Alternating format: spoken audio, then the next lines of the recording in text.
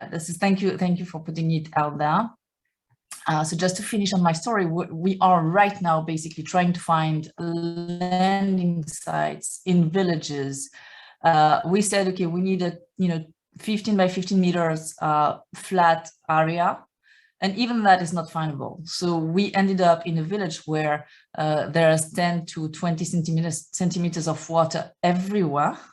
And this is really what we're facing. This is really the solution we need to crack.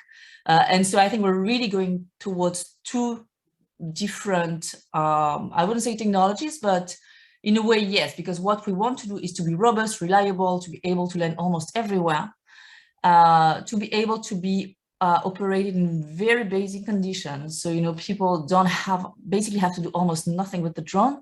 It's easy to take the payload out, it's easy to put anything back in, and that's it. When obviously the focus and the technological features sought for in Europe and in the US or in Asia could be different. So thank you for putting that out there. So just to say a little bit about us, we are a so actually start here, back here. We are an African/French company. We are operating in Madagascar. We'll soon be operating in an additional market in Africa. We started our commercial medical cargo drone flights in 2018, and since then we've been flying every day, transporting health products to remote communities in Madagascar. So we're talking about vaccines, drugs, women's health products, medical dispositives, and we are able to bring back biological samples or anything else, basically. So just in the opening, I wanted to share a few facts with you, a few markets facts with you. So those are numbers I found out there. So as some of you may know, the projections, this is basically the smallest ones, the most conservative ones. So research companies are projecting the medical cargo drone market, the global cargo drone market to be weighing almost 30 billion by the end of the decade. So we're talking entire delivery market. Yet today, what we're seeing is that only the medical cargo drone market is really operating in a commercial manner. And what I mean by a commercial manner is not so much in terms of revenue. In Africa is really industry actors like us flying every day, several times a day. Zipline, Superhero, Wingcopter, Matnet, and other times Volanzi, a little bit us. Doing that every day. So basically, it really is routine operations. The medical cargo drone market is expected to weigh 1 billion by the end of the decade. Let's see where we go. And obviously, the two what we're seeing in the sort of barriers we're seeing in other use cases, such as regulations and psychological facts as well, like crowd acceptance. Somehow, obviously, in the medical cargo drone market, those are lifted because of the emergency and the really public service side of the service. So I'm trying to get to the next one. Let's there we are. So here I just took some facts and some data from the UpDog website. I just wanted to show that for once Africa is ahead of the rest of the world, and I'm quite proudly saying so. Obviously, because of the lack of basic infrastructure, roads, or any other transportation means, there's a real advantage to using drones. It's not that it's better than the rest, it's that there's nothing else. So there's an undisputed case for using drones. And what we think the market will be evolving towards is people more and more willing to actually access services. And as you create the service that didn't exist before, hopefully you're also creating an expectation for people in rural areas to be entitled to this service. Obviously, and I think if people will, like, if you within the people who attend this session, if you had the opportunity to listen into a lot of what Olivier put forward is relevant to this talk today. So it should really be taken in mirror to what Olivier put on the table yesterday.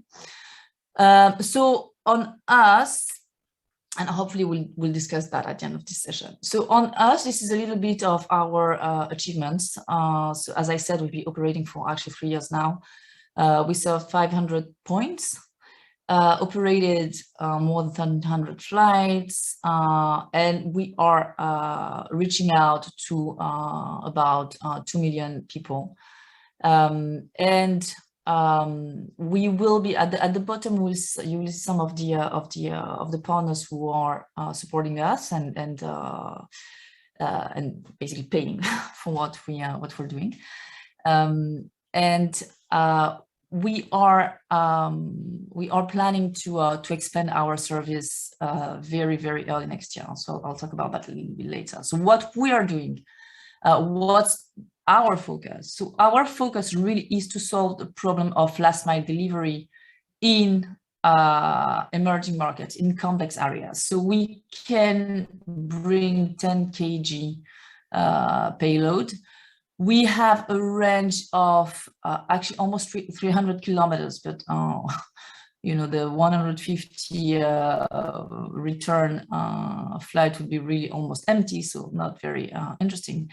So that's why we say we can basically take a payload up to 100 kilometers away back. We can land, we can parachute, we can drop. We have all the delivery options open. Why? Because we feel that parachuting actually is very efficient in terms of distance. It allows us to really go further. Obviously, when you land, you lose power, so you cannot go as far. We also have the option of capsules up several points, and really, as you can see on the left-hand side, we are operating in context where you have nothing else. So it's an hour flight where otherwise it would be like 2 or 3 days walk and journey from a health worker. We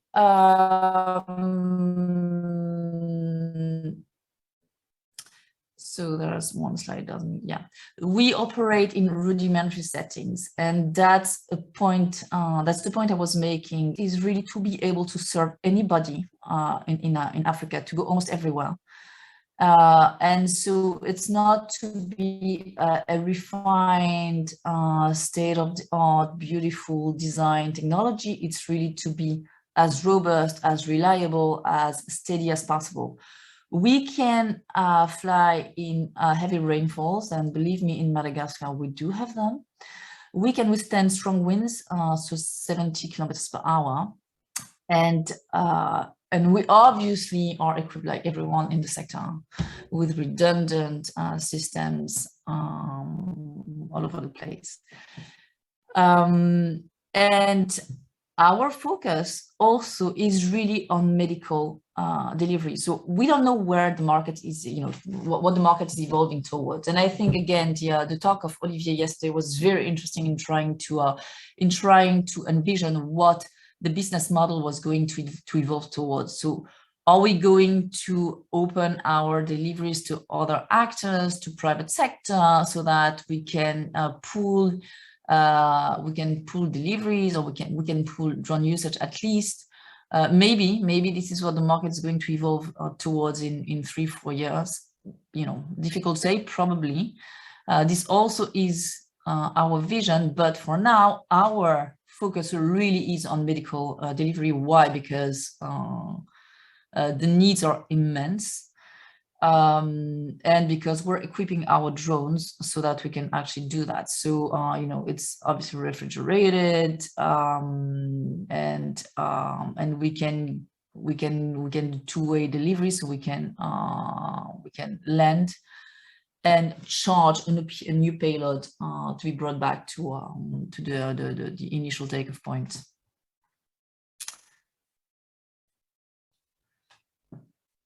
So in terms of, sorry, I'm just waiting. Yeah. So in terms of our way at Arion-Metric of seeing our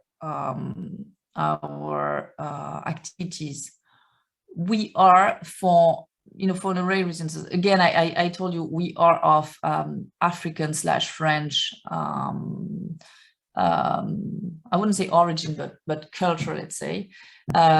And so, some of us have spent quite a lot of time in difficult countries, with a lot of challenges. And I think we have that at the root and core and heart of Arion-Metric. So we really want to serve this population in needs. And we are really serious about the way we're doing things and the way we're operating. So our focus is on health, as I just mentioned. Obviously, our technology is green, it's electric. We're now looking at how we can, recycle the batteries and really sustainable operating mode. And we also are, putting an emphasis on the localization. So we are employing local resources. Our pilots are local, our technicians are local.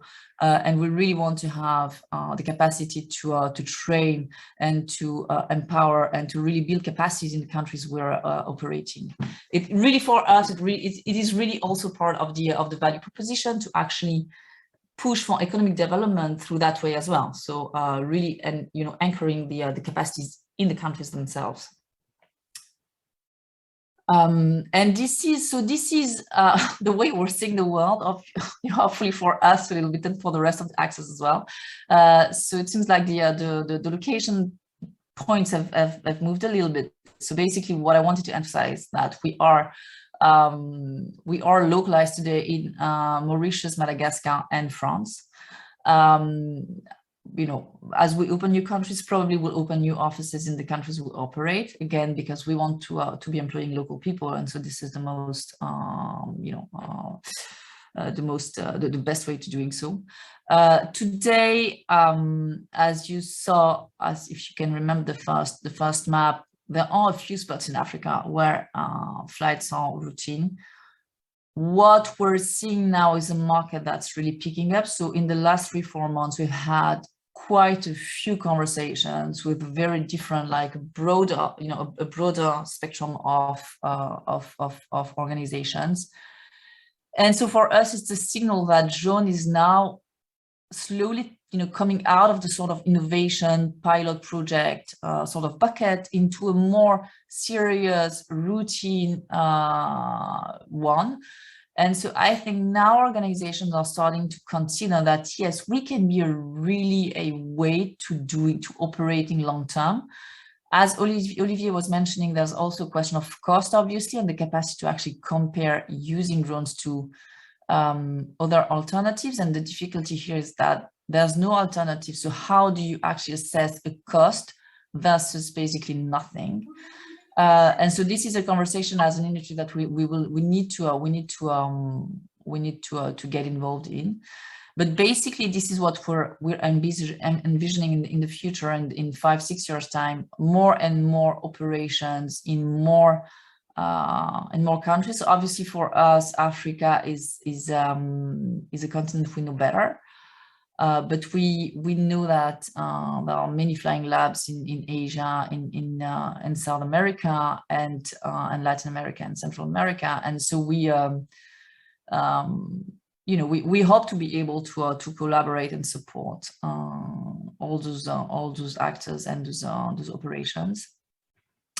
What we will need for that is availability of funding, so that, you know, we can position productive capacity, so pre-build a fleet of drones that can be deployed, you know, immediately or almost immediately. The question of regulation is obviously a huge one. So is there one regulation? You know, how can we be efficient there? Do we need to apply to every civil aviation? Do we need to can there be regional approaches? Is it a negative or positive framework, etc., etc.? And then it's also a case of political will and institutional will. So obviously, what do we see is that in the countries where there's really a willingness from the government to be serving rural communities, then you know, bilateral and multilateral agencies are able to you know, to mobilize to make it possible. But obviously, if there's this political vision, it's much easier, and it's really the starting point, the willingness to actually serve your population. So that's it for this presentation. I would, this is just a little bit about us, not very interesting.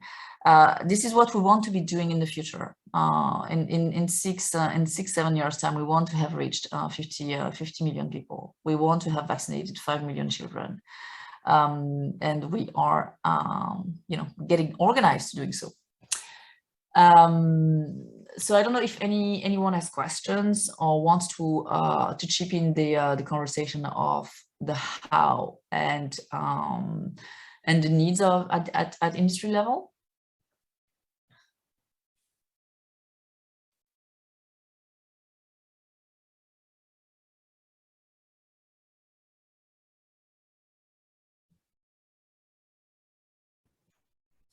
Hi, Agnes. So let me put a couple of questions before everybody else joins up. Okay, we have a hand raised from David. Dr. Rushi, it's a bit difficult to hear you, unfortunately, today. Can you hear me better? Yeah, so. Thanks for letting me know. So we have a hand raised from David. Yes, David. Thanks very much, Agnes. That was terrific. I've followed Aerometrics for a while, and I'm really impressed with the work you do. I actually understood you had a parachute on board, which is always something I recommend for mitigation of ground risk. Anyway, without getting distracted with that, my problem that I've been looking at over the last few months is to understand how to provide infrastructure and procedural support as operations do scale, and just to, in case there's another operator or a third operator and the airspace starts to become busy, how, as an air traffic management expert, would we handle that?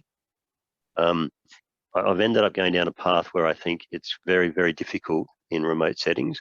And I have that experience in the Lake Kivu Challenge and Lake Victoria Challenge as operations manager. And the path I've gone down instead is to research having larger drones that can drop more often at more locations on each flight. So you can still increase the scale of delivery locations, but you're not having more and more aircraft or drones in the air. So I just wonder, you mentioned the 10 kilogram, 100 kilometer range option. Do you see a use case for that? And do you see in the medical area, and do you see a use case for delivery of, 20, 30 kilograms or up to 100 kilograms, or is that just non-existent?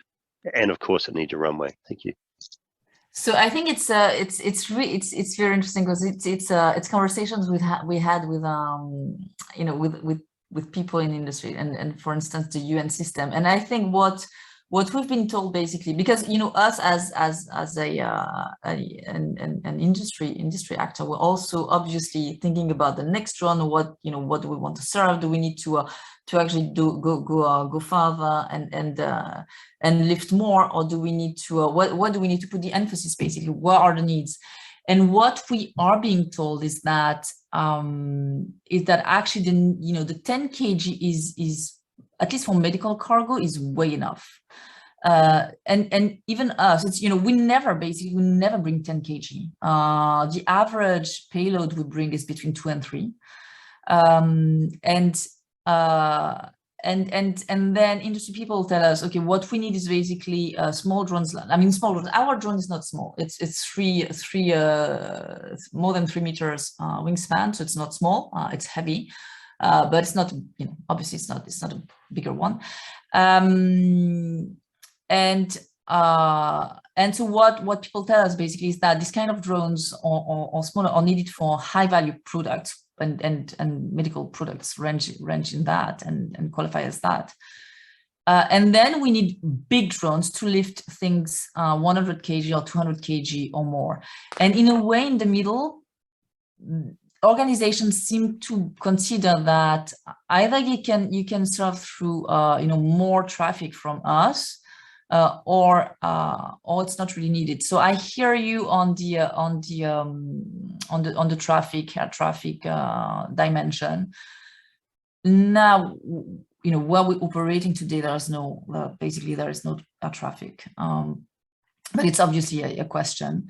And as for so basically we've taken that route. We've taken the route of actually improving our performance, but not necessarily lifting more, because there's also then a constraint on the overall weight of the drone. And then, you know, as you know, in terms of regulation, then you're entering into different type of regulations if you're weighing more than 25 kg. So, you know, there's a balance to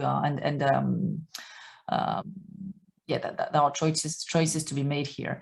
I think your point on the you know, the operation theaters is fascinating. I mean, for us, we are operated with a parachute for, you know, for safety reasons, and then with parachutes for dropping. So, and when we drop our payload with the parachute, as I was saying, we're going further. It's, you know, it's we find it very efficient. But then again, it's people contracting with us who ask us to sometimes to systematically land, because we need to take some paper reports back in the drone. So I think, again, there's you know, there's room for improvement from everyone. For us, landing at destination just to pick a paper is not it's probably not the best way, because one, there are places where you cannot land and you're not going as far. So you know, I think basically it's, yeah, it's a sector that's still very much in maturing and maturation mode, and it requires a lot of adaptation from all of us, and capacity to you know, to just maybe redirect it to where we're going, depending on what we're seeing on the spot.